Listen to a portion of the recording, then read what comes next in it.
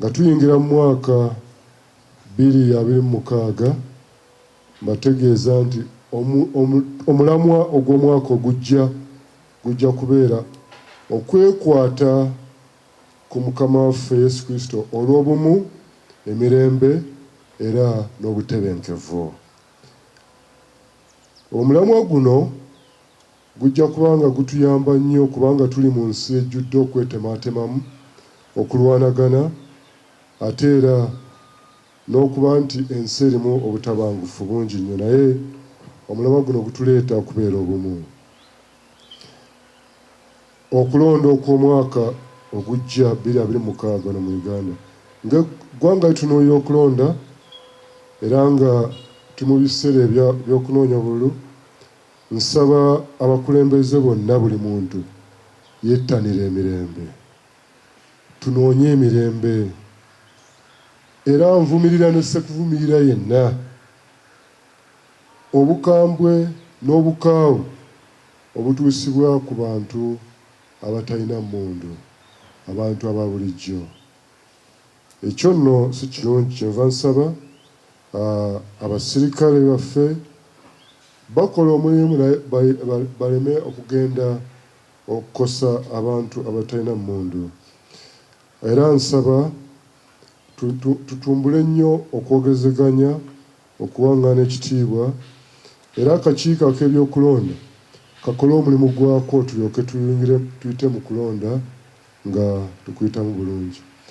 Wadde tulina ebibiina eby'enjawulo naye tuli bannayuganda, wadde tulina amawanga ag'enjawulo naye buli muntu awe munne ekitiibwa, wadde tulina eddiini ez'enjawulo naye ffenna tuli bantu ba Katonda, buli muntu yeetaaga munne.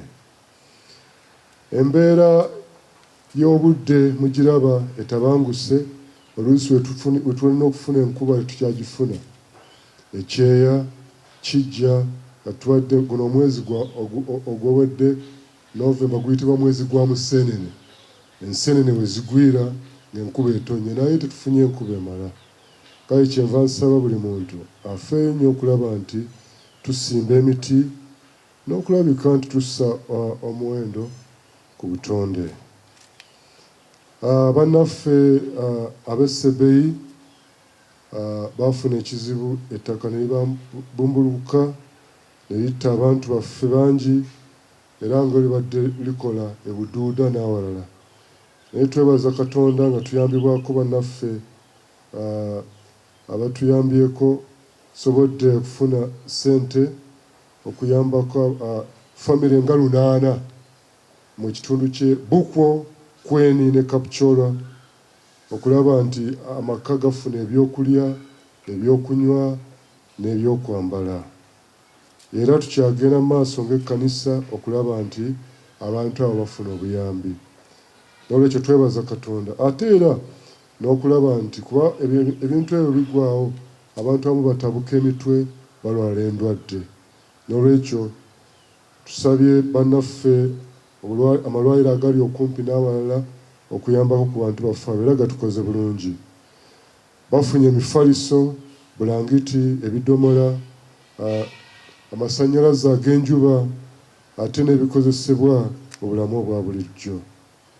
Twongera okusaba Katonda atuyambe mu mbeera eno. Ate waliwo ne bannaffe abalina kivaale eri ababundabunda. Eyo naye ekkanisa yaffe twagendayo nga 26 Ogwokutaano okubatwalira obuyambi, naye nga tuyambibwako bannaffe Anglican Relief, abo batuyambako nnyo. Nolwekyo twebaza olw'abantu abo, naye no Katonda atuyambe tukuume emirembe, kuba kati ffe ababundabunda bajja eno mu Uganda, singa ffe emirembe gituggwaawo ate ffe tunaddukirawa. Kale bumuntu afube okulaba ekigambo ky'emirembe akisaako omwoyo. Tulina obulwadde buno obuyitibwa zaamufuula obukwata ebigere, nabwo buyitiridde ddala, bukwata nnyo ate abaana abalenzi. Kugambye badde ndewunya nti omwana omulenzi ennaku temuggwaako, n'obulwadde ezaamufuula era bulumba mwana mulenzi.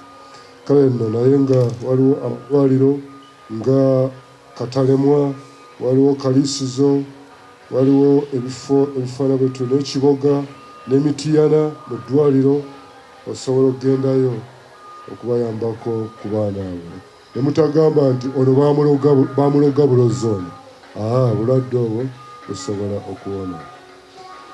Tulina bannaffe aba simu n'empuliziganya abaakajja bayitibwa Paxtel, abo nno bakola ne Hamilton. Kale nno twakusita nabo omukago tusobole okukola emirimu egy'empuliziganya ku ssimu ate n'okuweereza ssente n'ebintu ebiringa ebyo. Tusaba mukolagane nabo.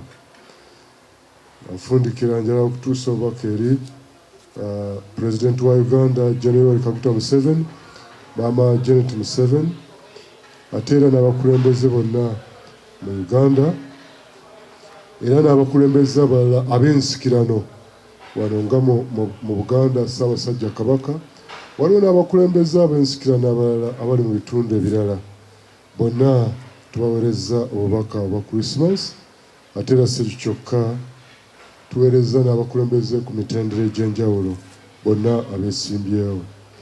Tusaba obubaka bwaffe butuuke n'eri abalabirizi ne bamaama ababuulizi, abasumba, ate era ne bannaffe ab'enzikiriza y'Abakatuliki n'aba Orthodox n'aba Pentekonte era wamu n'abalala bonna abakkiriza mu ssuubi ery'okujja kwa Yesu. Mbaagaliza ssekukkulu ennungi